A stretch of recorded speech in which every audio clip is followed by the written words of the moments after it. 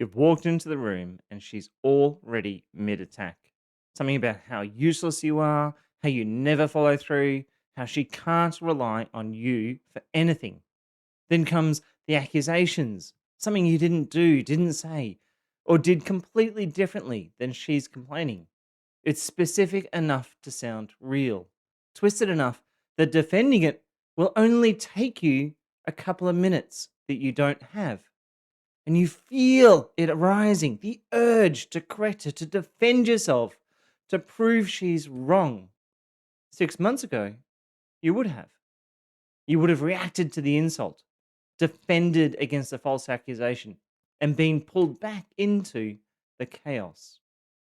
2 hours later, you'd still be there, exhausted, confused, and somehow apologizing for things you never did. But now you make a choice. Now you don't take the bait. Now you respond instead of reacting. For those of you who are new here, this is Stand Again, a lived experience service for male victims of family violence. Abuse is not limited to one gender, but this channel focuses on male perspectives because it is so often ignored or misunderstood. In today's episode, we're going to look at survival tools. And this one is specifically a topic called respond and don't react. It's a technique that you seek to use which draws on a few different sub techniques along the way. And on the surface, it sounds simple enough. It's a cliche you can get your head around. But what we're going to do today is walk through what it actually means, why it works, how she'll try to break it, and most importantly, the step by step process for holding your ground when every nerve in your body is screaming at you to react. If you need one on one support as you practice these tools, Stand Again offers coaching for men recovering from family violence. You can find the full details on my website at standagain.com.au. Okay, let's get into it. Respond, don't react is the skill of engaging with intention instead of engaging on autopilot. When you react, you're unconscious. The insult from your abuser lands, the accusations fire, and your body takes over before your brain catches up. Words come spurting out of your mouth before you've thought them through. Your tone changes and spikes, your chest will tighten, your hands might clench. You're defending yourself against accusations, you're explaining, you're justifying, or even counterattacking within seconds. The emotion is driving the action, and you're pulled straight back into the chaos that she is creating. This happens so fast. The trigger hits, and your nervous system responds in those first few seconds. Your amygdala, which is the brain's alarm system, takes over and it shuts down your prefrontal cortex. This is the part of your brain responsible for clear thinking and decision making. In that moment, you are not choosing your words. You are not choosing your tone. You're not choosing anything. Your body is running a script that was written during many, many years of abuse. And that script says, defend yourself, prove her wrong, make her understand, fix this now. But here's what that reaction actually does it gives her exactly what she wants. Your defensiveness becomes proof that you are aggressive. Your explanation becomes more evidence that you are just making excuses. Your raised voice becomes justification for her treatment of you. Every reaction feeds the fire of chaos. Every reaction pulls you deeper into that chaos. And every reaction reinforces the pattern in your own nervous system, making it harder to do anything different next time. When you respond, you're conscious. You feel the trigger. You notice the surge in your chest, the tightening in your jaw, the words forming on the tip of your tongue. But then you pause. Even just 3 to 6 seconds is more than enough to bring your thinking brain back online. You let the spark register, and then you pause and decide what comes next. The emotion is still real. You're still angry, you're still hurt, you're still frustrated. The difference is that you are now in the driver's seat of how you respond. You're not being driven by the emotion, you're choosing what to do with it.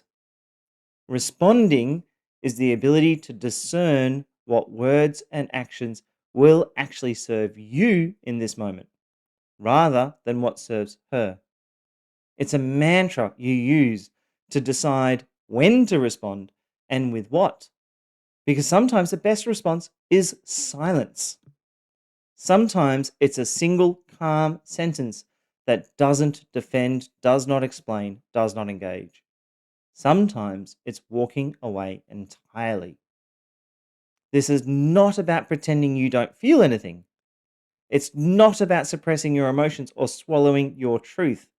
It's about giving yourself the space to feel it fully and then choosing your action deliberately. The feeling is yours, the choice is yours, and that choice is what separates reaction from response.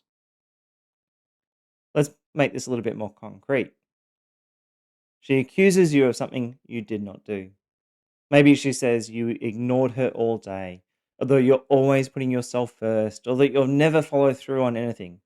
It's not true, and she knows it. But the accusation is designed to hook you. If you react, you're immediately defending. That's not true. I texted you 3 times today. I just spent the whole weekend helping you. You're the one who never follows through.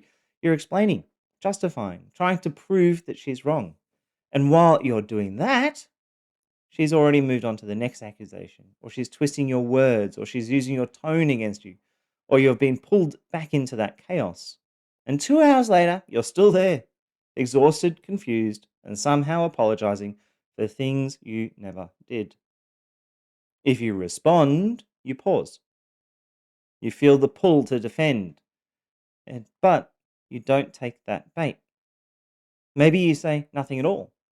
Maybe you say, I'm not discussing this right now, and you walk away. Maybe you say, I see it differently, and you just leave it there. You're not defending because you don't need to prove anything to her. You're not explaining because she's not asking in good faith. You're not engaging because the conversation is not designed to resolve anything, it's designed to pull you into chaos. That's the difference. Reacting is being pulled into her current. Responding is swimming parallel to the beach. And here's the part that might feel uncomfortable. This is going to feel wrong at first. You've been conditioned to believe that not defending yourself means you're weak, that walking away means you're a coward, that staying calm means you don't care. You might feel like you're letting her win. You might feel like you're abandoning your own truth. But that's the old wiring talking. That's a script written during abuse. The truth is this: staying calm when everything in you is screaming to react is not weakness, it's tactical strength. It's you refusing to give her the ammunition she's looking for. It's you choosing the path that actually moves you towards freedom, not further into chaos. Think of it like being caught in a rip at the beach. As an Aussie, this analogy makes probably a lot too much sense to me. But when you're caught in a rip, your instinct is to fight it, to swim straight back to shore with everything you've got. But fighting the rip will exhaust you, it will pull you under. The harder you fight, the more danger you are in. The skill is to swim parallel to the beach. You're still in the water, the rip is still there, you're not out of danger yet. But now you're responding in a way that moves you closer to freedom, not further into the current. You're not fighting against the force that's pulling you, you're moving with awareness, with intention, and with a plan that actually works. Responding instead of reacting is that parallel swim. You're not pretending the chaos isn't there. You're not immune to it. You're not unaffected by the insults, the accusations, and the twisting, but you're refusing to let it dictate your next move. You're choosing the path that gets you closer to solid ground. That's what respond, don't react is. It's the practice of pausing long enough to reclaim choice. It's the skill of staying conscious when your nervous system wants to run the old scripts. It's the decision to swim parallel when every instinct is screaming at you to fight the current. And it's one of the most powerful tools you will have. If responding instead of reacting is so powerful, then why is it so hard to do? It's because your nervous system has been trained to react. And that training didn't happen by accident. It happened through years of conditioning within an abusive environment, where certain reactions became your survival adaptations. In abuse, you don't learn responses that stop the abuse. You learn responses that you hope might reduce the risk of escalation. Maybe you learn that getting loud and defensive gave you a moment to breathe before the next attack. Maybe you learn that over explaining in desperate detail might delay the explosion by a few minutes. Maybe you learned that fawning, apologizing, collapsing into agreement might lower the temperature just enough to survive the night. But they were not your choices. They were scripts your abuser installed in you through repetition, punishment, and reward. She trained you to react in ways that serve her. Your defensiveness becomes ammunition. Your explanations become opportunities for her to twist your words. Your anger becomes proof you were the problem.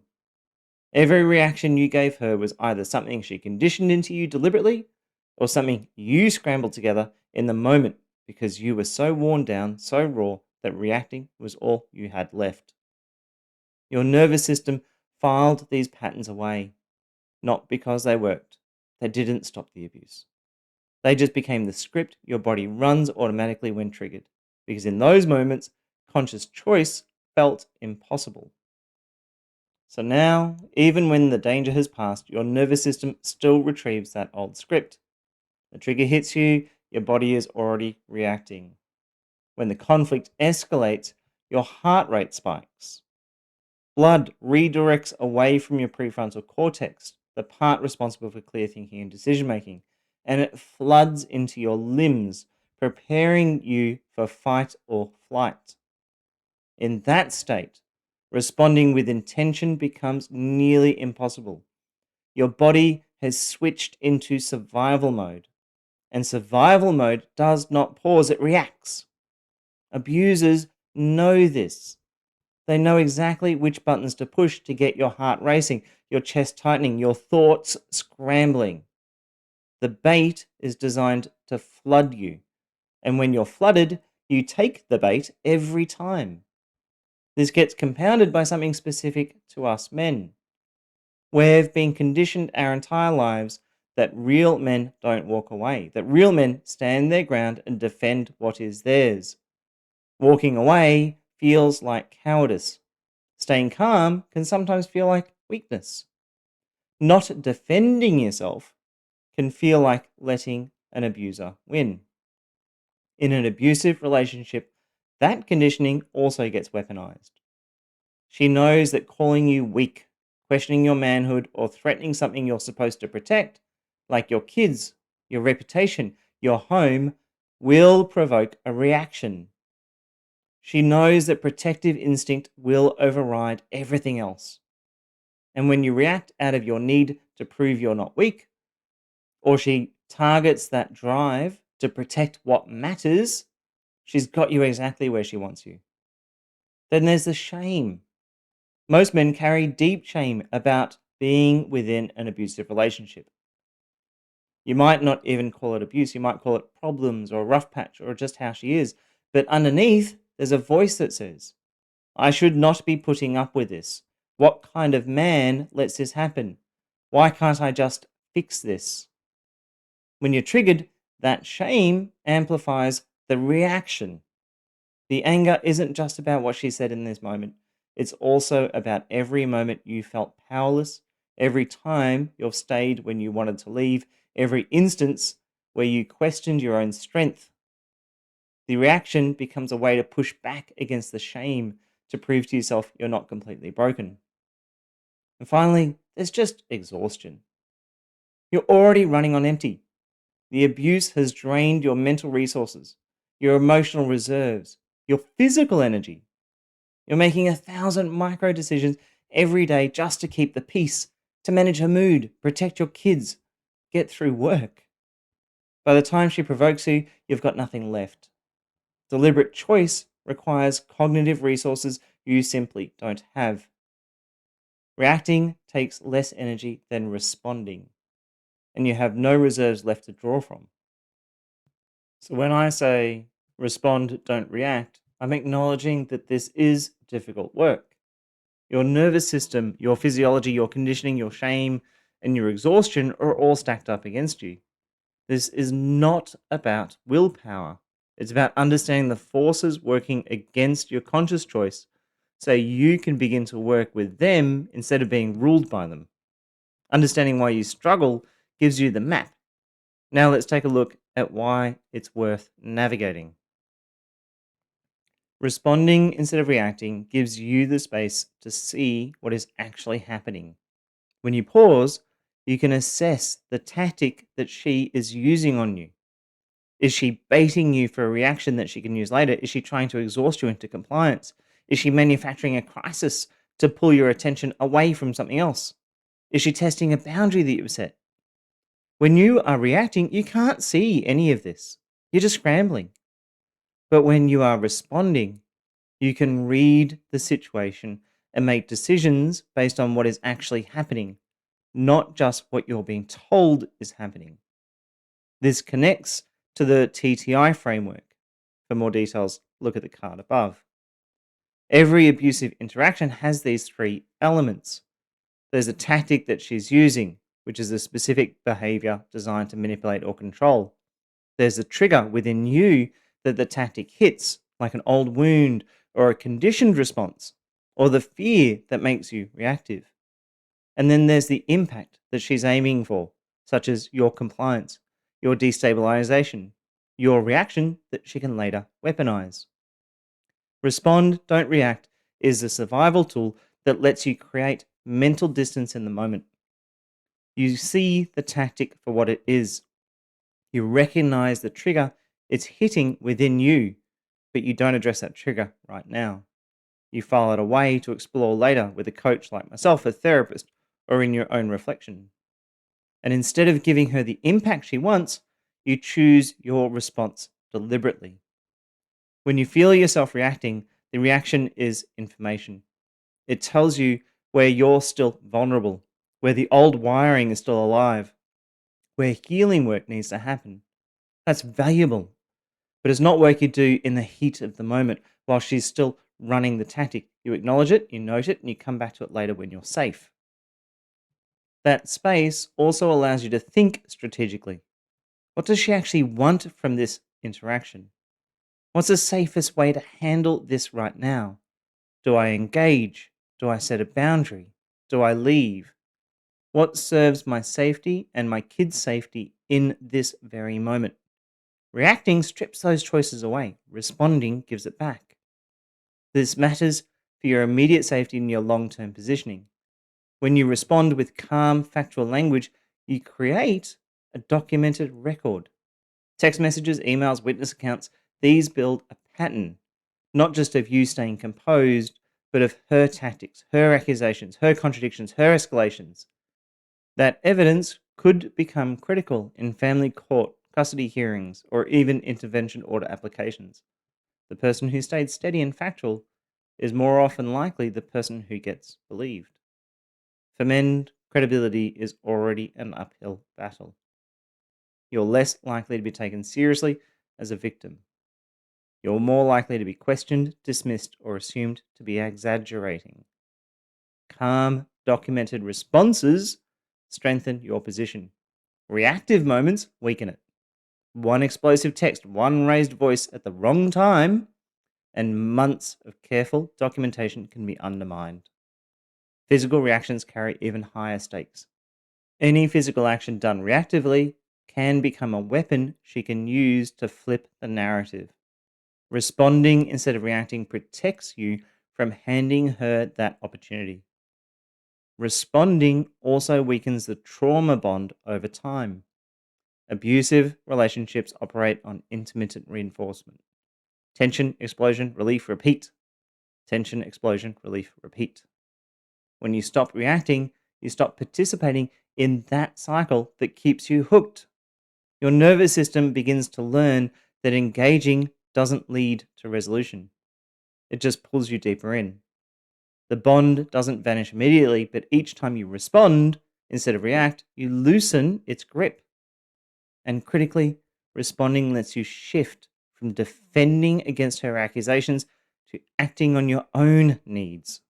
You stop justifying every choice and start making decisions that serve you. You stop over explaining and start setting boundaries. You stop scrambling to fix her chaos and start planning your next move. Whether that's staying safe in the relationship, preparing to leave, or navigating separation. Responding is a tool that lets you see clearly, act strategically, and position yourself for whatever comes next. Here is the step by step process for responding instead of reacting in the moment. Step 1, recognize the emotional surge. The very first thing that happens when you're triggered is an emotional response, not a thinking one. Your chest will tighten, your jaw might clench, your heart rate might spike, you might feel flushed, your thoughts might start racing. This is your body reacting before your mind has caught up. The skill here is to recognize that this surge is happening. You do not need to stop it. You just need to notice it. The moment you recognize I'm being triggered right now, you've created the first crack of space between the trigger and your action. The second step is pause for 3 seconds. Once you've recognized that surge, create a very deliberate pause. 3 seconds is enough. Count it out if you need to. You need to ground yourself in those 3 seconds. Wiggle your toes. This will bring you back into your body and anchor you into the present moment. Then take a very slow breath. Breathe in through your nose, out through your mouth. The toe wiggle will reground you. The breath will create the pause and recenter your nervous system. You're not trying to calm down completely. You're just trying to create enough space for your thinking brain to come back online. Step 3, name the tactic, the trigger, and the impact. Now use the space you've just created to assess what is happening. Ask yourself 3 questions. What tactic is she using right now? What trigger in me did this tactic just hit? What impact does she want from this? For example, is it my compliance, my destabilization, my reaction that she can weaponize? You don't need perfect answers to any of these questions. You just need enough clarity to see the shape of what is happening. This is the TTI framework in action. You're naming the tactic so you can see it for what it is. You're noting the trigger so you can address it later when you're safe. And you're identifying the impact she wants so you do not give it to her. Then the last step, which is step 4, decide your action. This is when you choose what you are going to do. Your options can be holding to your boundary, exiting the situation, just staying silent, or just delivering a calm, factual statement that is grounded in what you desire. Pick the one that serves your safety and your goals. If she's baiting you for a reaction, silence might be your best move. If she's testing a boundary, a calm restatement of that boundary might be necessary. If the situation is escalating towards danger, exiting may be the right call. You're not defending, you're not explaining, you're not trying to make her understand. Instead, you're making a deliberate choice about what serves you right now, and then you are executing it. When you start responding instead of reacting, expect pushback. She'll escalate to try to break your composure, flood you with accusations, raising her voice, stacking multiple attacks at once. She'll accuse you of being cold, manipulative, or playing games for staying calm. She'll manufacture crises to force you back into reactive mode. She may even use silent treatment or withdrawal as a form of punishment. And she'll bait you in front of witnesses, in front of your kids, and during recorded conversations, looking for the moment you lose control so she can use it against you later. When this happens, here are some tips to help you maintain respond, don't react.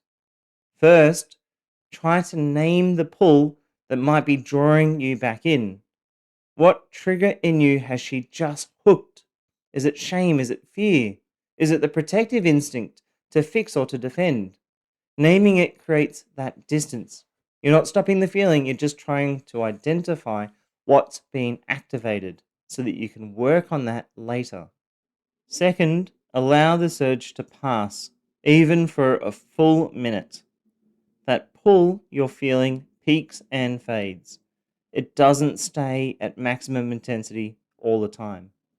If you can hold steady for 60 seconds without acting on it, the wave will begin to drop. You don't have to fight it. You just have to not react while it's cresting. Third, get space if you can. Physically remove yourself from the room, step outside, go to another part of the house. If you can't leave, create internal space. Box breathing helps. Breathe in for 4 counts, hold for 4 counts, breathe out for 4 counts, hold for 4 counts. Repeat until your heart rate drops and your thinking brain comes back online. This will feel uncomfortable at first. That's normal. Everything in you has been wired to react, and now you're doing something different. It's going to feel unnatural. It's going to feel like you're holding back when you should be speaking up. That discomfort is not proof you're doing it wrong. It's proof you are rewiring. And here's what you need to know. If she succeeds and you slip up, do not collapse into guilt or shame. Slipping does not erase your progress. It doesn't mean you're failed. It means you're human. And more importantly, it means you're learning. No matter how many times you have been knocked down, you can stand again. That's the stand again motto, and it applies here. When you slip, treat it as the most vital information you can gain. You have just learned something new about yourself. You've learned where you're still vulnerable. You've identified a trigger that needs more work. That's not failure, that's data. When you have space, whether it's later that day or later that week, examine what happened. Why was that particular tactic so successful in getting you to react? What did it hook in you? What old wound did it activate? If you need support working through it, that's what coaching is for. You can reach out to me at Stand Again and we'll explore it together. But even on your own, the act of examining the slip up turns it from shame into insight. This is the work. Recognizing the escalation, using the tools to hold steady. And when you slip, you reset and you keep going. Respond, don't react is one of the most powerful survival tools you will have. It will not fix the abuse, it will not change her, but it will change how the abuse affects you, how you show up in the chaos, and what you're able to build for yourself on the other side of it. This is hard work. It requires you to override years of conditioning, to stay aware when your body is screaming at you to react, and to trust that the discomfort you're feeling is rewiring, not weakness. But every time you pause, every time you choose your response instead of being pulled into hers, you're proving to yourself that you have agency. You're building the foundation for the life you are moving towards. If you need support as you practice this, Stand Again is here. coaching, resources, and tools built for men recovering from family violence. You can find everything at standagain.com.au. No matter how many times you've been knocked down, you can stand again. This is Stand Again, lived experience platform for male survivors of family violence.